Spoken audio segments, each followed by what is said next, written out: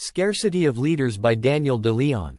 The torn-up condition in which the Republican and Democratic parties find themselves has furnished the text to Democratic, Republican and insurgent papers to indulge in sundry jeremiads over the past, when a Republican leader like Pratt held the Republican factions united, and an equally powerful Democratic leader, David B. Hill, led the Democratic hosts in a solid phalanx. The jeremiads of these philosophers are but exhibitions of bourgeois shallowness. It is not leaders who make movements, it is movements that make leaders.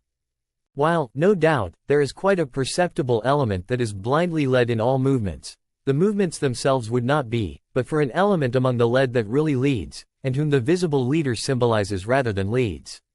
What makes leadership possible is the unity of interests in those that are led.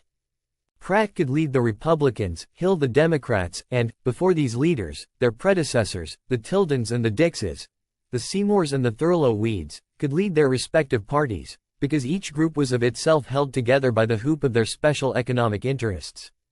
Socialists contend that Democrats spell Republican, and Republicans spell Democrat.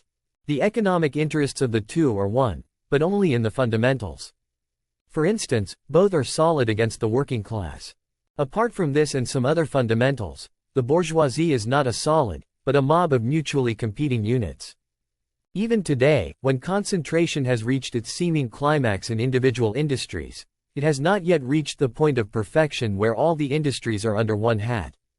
These several industries, being mutually tributary, and still being held separate in many instances, naturally fight one another.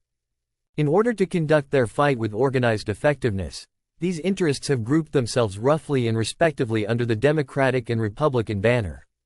So long as the group has approximately an economic foundation for unity, the grouping is solid, and the leader can lead.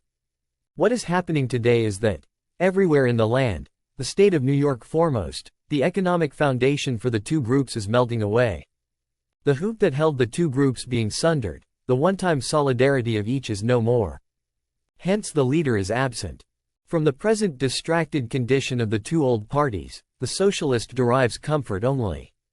Not the comfort that one feels for the distress of another, but the comfort that comes from the proof that his foundation is solid. Only the socialist has a constituency that time can only solidify, never loosen, the working class. While the foundation for the capitalist parties needs must shift and sink, the foundation for the Socialist Labor Party can only gain in breadth, depth, and in firmness.